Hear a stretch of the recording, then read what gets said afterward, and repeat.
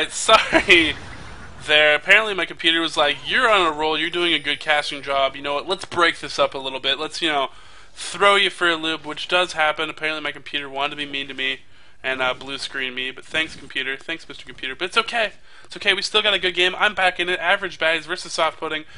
So Average Baddies actually picked up a pretty healthy gold lead here. We're looking at about 6k, nearing that 7k. They've cleared out a lot of turrets. They haven't really dealt with this top turret yet, but that probably will be next once they start really pushing lanes. They've given their opponents a little bit of farm room.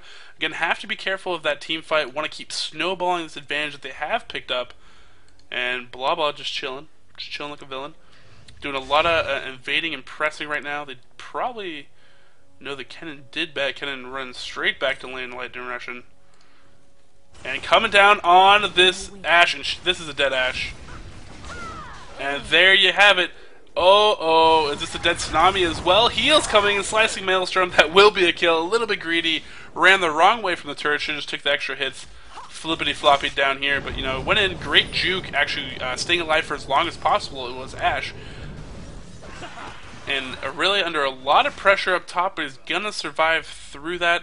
Aurelia actually has her wit's end, which is really, really good for her actually against Vlad up top. It's going to make her pretty strong. Soraka with Orca here, clearing out wards is very, very good for her and her team. It's going to give them more domination.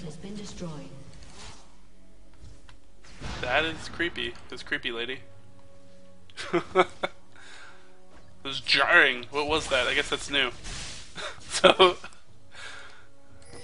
pressure going back on here. Pings Baron, you know, might be the next objective. We'll see some warding going on, maybe some Caitlyn traps. They can ward it out. Maybe start a fight, but again, you know, if you're ahead like this, you don't really want to risk Baron. There's no reason to risk Baron.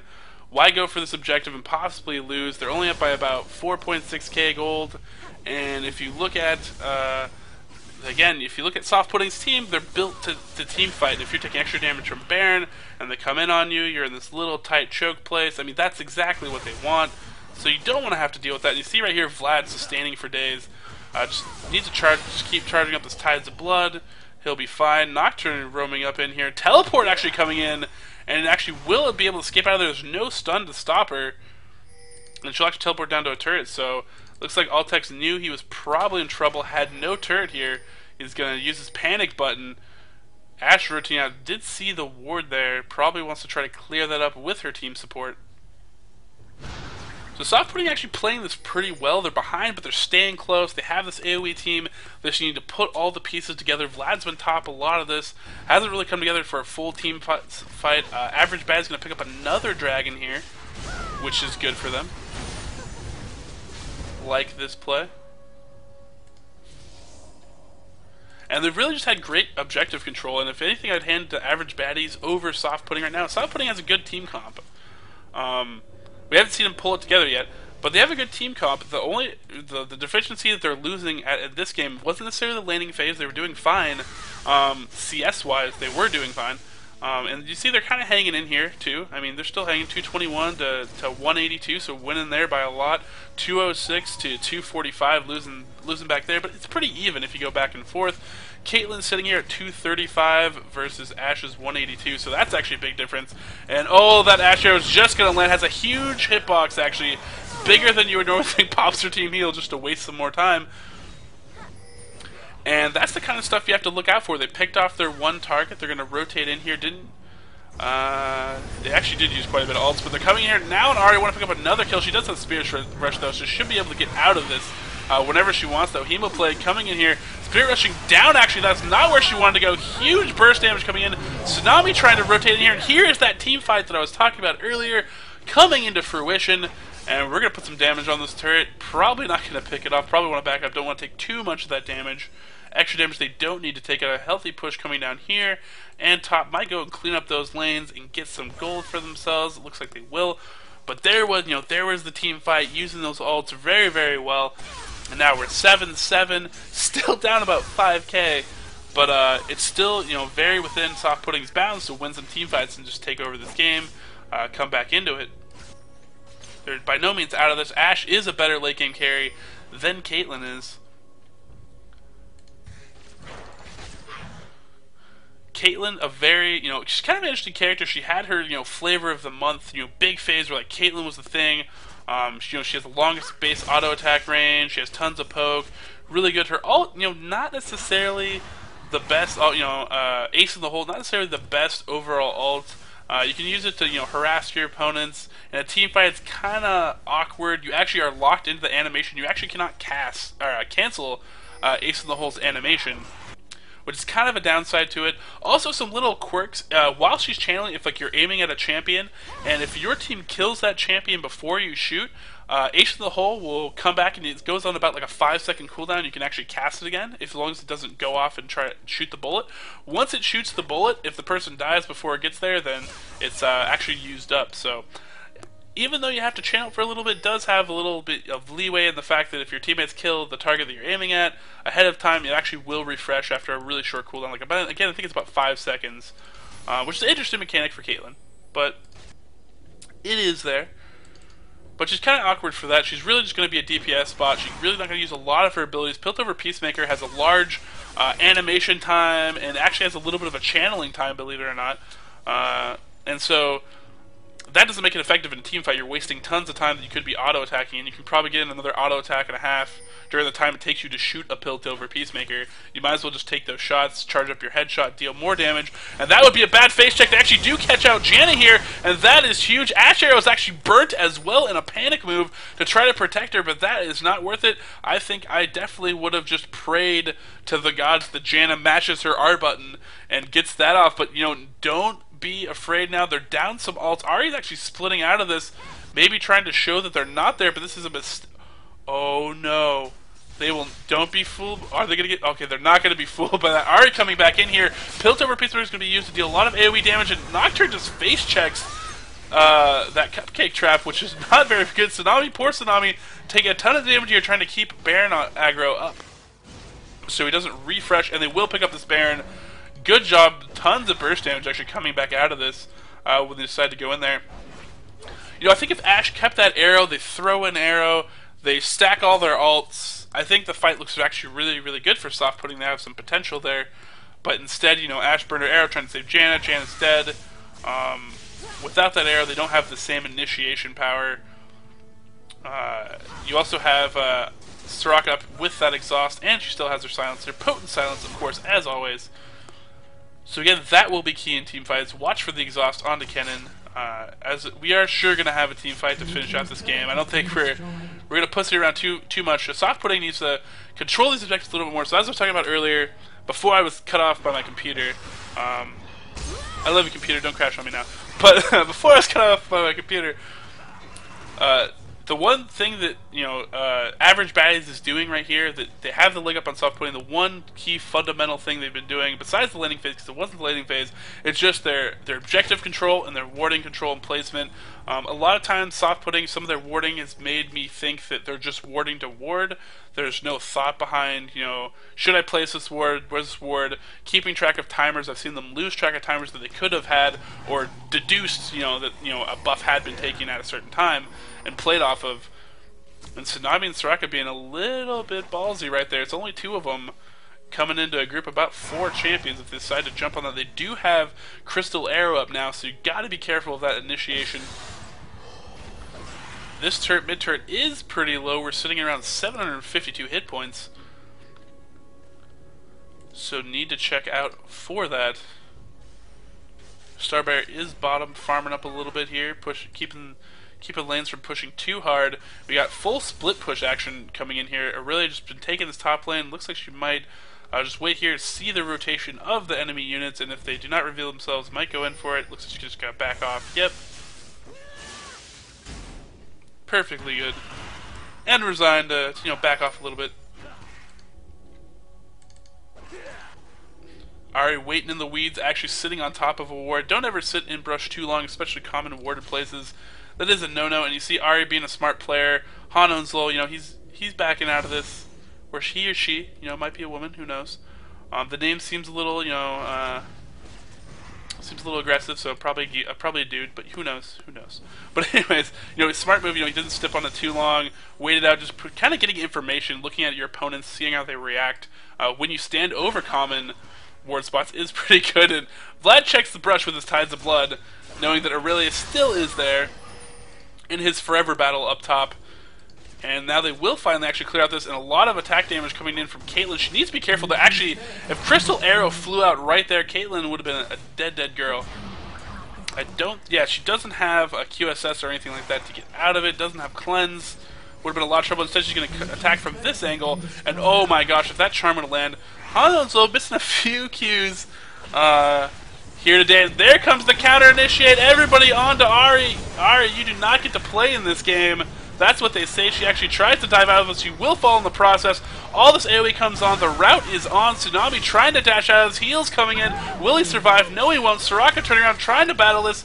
Meanwhile, Aurelia is coming into the fight, and welcome, Aurelia.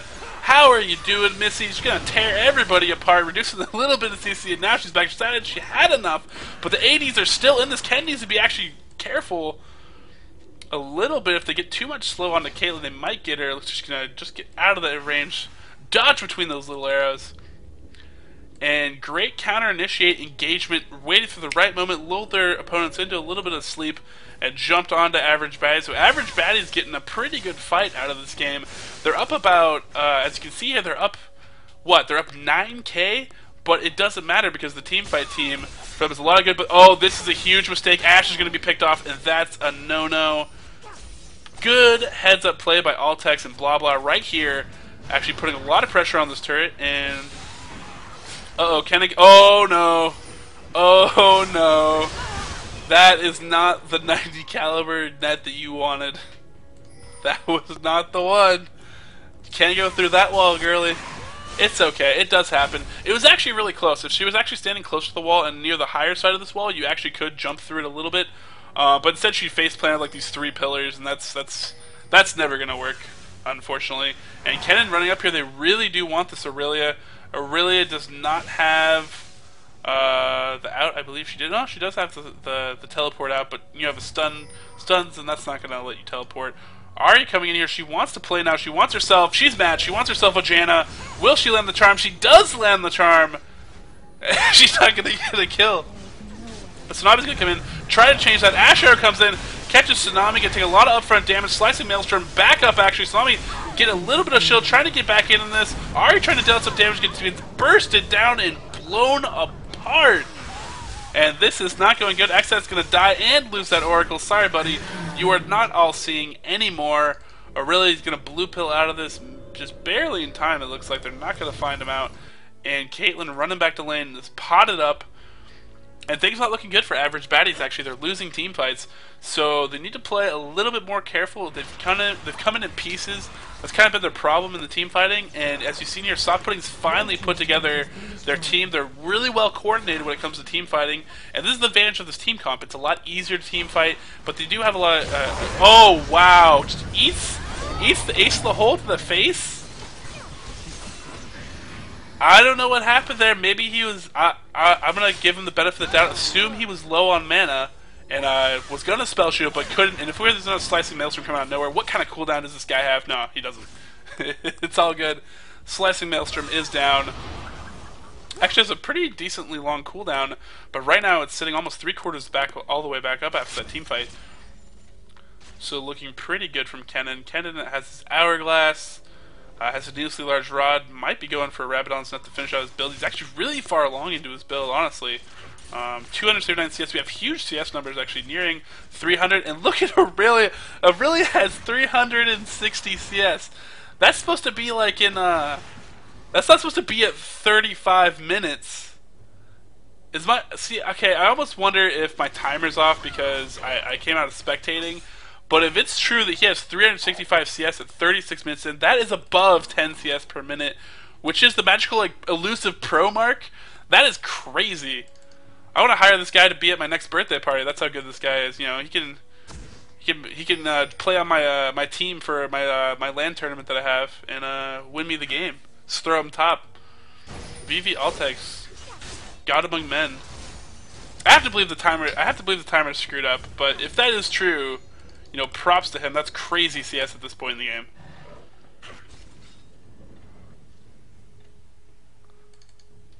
I mean, that might be true. That is true, man. props. Mad props. Baron is back up. This might be fought over, and great lead there. Oh, but no. Oh, what? Did you guys see that? I don't know about that. Maybe it melted in the fire right there when it flew over that wall. But that looked like it went through Soraka's face to me. Just saying, but they've blown that ult, which actually, if anything, means it's a good time actually for them to maybe try a Baron. They have that ult down. The initiation is gone. Still got to watch out for Kennen coming in, though. He is going to come in late. Soraka's not there to exhaust this Kennen. Kennen getting a lot of focus. Great spread, actually, here. Really taking a lot of damage. And there's the shutdown onto Vlad. Nocturne jumping in here. He will be destroyed right away. Ash in a lot of trouble. Backed up now. This is actually not good for Southport. They're trying to back out of there. Kennen has popped all of his stuff. And it really comes around from behind with that red buff. Ace in the hole. And there you go. See, it has refreshed. I am not a liar. I tell you about things and they happen. Ace in the hole is back. There you go, gentlemen. Mechanics for the win. And they probably will, I believe, push down a turret. I think Soraka's should tank this. Might want to heal herself, although it might be on cooldown. Switching off some turret aggro. Tsunami's gonna be a science. Like they've all decided, oh, we're too low. And Altek's actually teleported bottom for farm, it looks like, because he wants to reach 600 farm before this game is over. That is actually the secret. So they won a team fight that was pretty close. They didn't get Baron out of it. They didn't get a tower out of it. Kind of rough, but it's still okay. But it's kind of almost, I mean, they're up so much gold. Like, you look at this, you're like, they're up 13k, but the team fights are still so close. Throw an Ash arrow into that team fight instead of what you saw earlier. You know, throw in an Ash. I'll focus on Ash, so you guys don't have to look at Baron. The Baron it is an important spot. They'll be back there later. Don't worry. I had faith. But so, if Ash Arrow's in there and it hits average baddies instead of, you know, Tsunami and all those people spreading out and fanning out away from Kennen like they did, escaping the ults, instead what you would have had is Ash Arrow hits them. They're not able to escape that bunch up. They take a lot more AoE damage in the process, and the fight goes a completely different way possibly.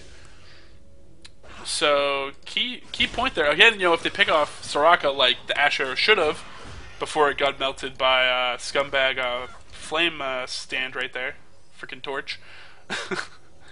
Then they might have picked off a kill that way, had another advantage, but Soraka wasn't in that fight for a lot of it actually. Now it's just coming down. Soraka does not have exhaust, and here we go. Kennen coming in, slicing Maelstrom. Hemoplague actually hits 3 people. About to go off. Ken's gonna hourglass, which is very, very good for him. Finally, Willful Nocturne in the back ranks, actually dueling it out here with Caitlyn, but Caitlyn actually has a Guardian's Angel, which will be good for her. Aurelia trying to get a kill off, very, very low, will put off a kill, and Ace the Hole comes out of nowhere and didn't even lose her Guardian's Angel. Blah, blah, look at you. Look at that swag. What you got, son? Nocturne ain't got nothing, and Alpha's gonna go up there and get all his health back, because that's what really does now. With you know, you thought her healing was reduced, but you know, it turns out, you know, she has pretty good healing when you farm up 400 CS now, and you get all your items. You're good. Heal up on a full wave. She is so tanky and scary, for real. Although another thing to point out too, another mechanic. I don't know if we're gonna see this. I'm just saying. Since I call it, it's going to happen, trust me. So Aurelia, actually, she has Transcendent Blades. Now, Transcendent Blades, when they pop up, you have 4 stacks. You can shoot them all off. They have about a half-second cooldown between each one, as you see right here. Now, let's say that Guardian Angel, it's still up, and Aurelia pops Transcendent Blades. If you have Guardian Angel and you think you might die, you can throw 3 Transcendent Blades, die. When you get resurrected by Guardian's Angel, you actually have all 4 Transcendent Blades back up. So, essentially, you could throw 7 Transcendent Blades in 1 life if you have a GA and they kill you in the process with Transcendent Blades up. Now, will that happen? I don't know, but since I said it, probably will going to happen, just based on past histories. We're going to go with that. Caitlyn Ace from the whole refresh twice, not once, but twice, my friends. And then we have Transcendent Blades. It's incoming, don't worry. Also did the Nautilus trick. I talked about how Nautilus's hook, if you actually kill someone with it, it'll pull you all the way there as if you were grabbing terrain, as opposed to you know, pulling you halfway in between, which is an interesting mechanic, and sure enough, that did happen during a V8 game during GG Chronicle. But I don't know. I don't know about the Transcendent Blades. First, you have to get it back. She has to get back her GA first, which she did lose in the end of the last team battle. and now they're teaming up here. A lot of Baron buffs still to be had. They will win a poke war, I feel, with Soraka once she does get here. She can global ult, you know, she can contribute that way. But I imagine they are going to push this down, push some lane. Mid-turret's about half health, and Nocturne going back is not a good thing, but he does have his ult, so he can't get back in there. Middle-turret is the lowest. They did put some damage on it when they pushed in last time. Janna with a good bubble on the turret, just getting some of that poke damage right there, and just trying to clear out this wave as fast as possible. They actually have a good wave built up, and not a lot of pressure has been put onto that wave. And they're going to go back in here. Need to watch out for the Ash Arrow. Ash Arrow is key. Aurelia, see what she's doing here? Being a little offensive, defensive lineman, if you will. I guess in this case it's defensive move, but it's an offensive lineman. She wants to block for her AD carry, wants to stand in front of her so that if Ash Arrow goes off, she can actually get out of it. Do they have anybody with a Quicksilver Sash? They do actually have Ahri with a Quicksilver Sash. Ahri would be a great target to actually go up and stand up and bait out a Quicksilver Sash because she doesn't want to die again. Doesn't feel good about that. So an inhibitor will go down, and average Baddies is looking pretty strong. Now that they got that inhibitor down, they're looking pretty good. They're marching up towards that 20k gold advantage, which, as we get later in the game, the 20k gold advantage isn't as big of a deal. It's still a big deal. But, you know, for example, if it was a 6k gold advantage, that would be essentially almost even. Just to give you an idea of how far later in the game, the levels even out. Everybody pretty much hits level 18. So that's not longer a factor, which is a lot of... when you see the gold values early game, when someone has a 7k gold lead at like 18 minutes in, that's a lot bigger because a lot of it is the gold, but it's also the levels that they're gaining because that Ahri might get caught again here. You're going to have to pop her Quicksilver Sash, probably pop Spirit Rush. Ash Arrow misses. Charms still running away. Very good move. Another trick, if you want to know something fun about Ahri, her charm actually is pretty interesting. So when you charm someone, they lose movement speed and they walk towards you. Now, if they lose sight of Ahri, actually, because, you know, she is beautiful, and the whole point of charm is, you know, that you see she's so beautiful and you want to run towards her, you know, in slow motion, playing that music, you're running through a field and embrace each other. But Ahri doesn't want to embrace you, she wants to kill you. It's a trap. Don't fall for it. But if she throws it, charms you, and you lose vision of her, you'll actually stand in place. You actually won't walk towards her. So Ahris that are trying to escape, that don't want to actually have the person chase them, they can actually charm and dash into brush, and the character will not follow if they can lose enough vision. So pretty cool little mechanic there. Again, I don't know if we'll see it. Chances are it's going to be 100%. Do we have the GA? We do not have the GA. I've zoomed in. We have Jesus Aurelia. You know, if you have that much farm, we got Maw of Maltorius on the battlefield, which is a good play actually against. You go Hex Drinker is very, very good against Vlad. It's actually a good idea, a very good idea against Vlad. And then, you know, Maw of Maltorius is a very good idea as well. Aurelia plays a lot off of being low in health, you know, losing that equilibrium strike. Maw of Maltorius fits very much into that. Look at this, look how many buffs Aurelia has right there. Check that out. That's legit. So we're going to go in here, clear out another turret. They really just need to pick their time to move in. Riven split pushing middle, it looks like. Tsunami doing some work there, and whoa, one charm caught out. Ash Arrow in for defense, and we have, oh, great Hourglass underneath the turret to survive by Vlad, but will it be enough? Tsunami cleaning up here in the process. Vlad just barely surviving, able to survive after all that. Willie, yes he will. But I don't think we're going to get to see the Transcendent Blade thing, guys, because Transcendent Blade is down, and it doesn't look like Altex is going to die anytime soon. Altex, absolute beast coming in here, 460 CS, whatever.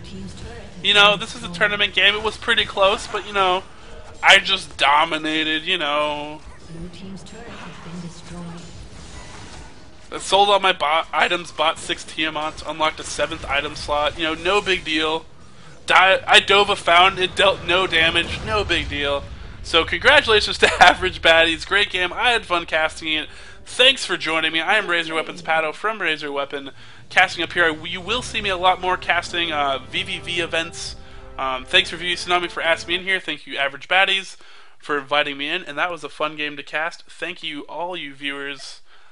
I had a good time. Was jazzed up for that one.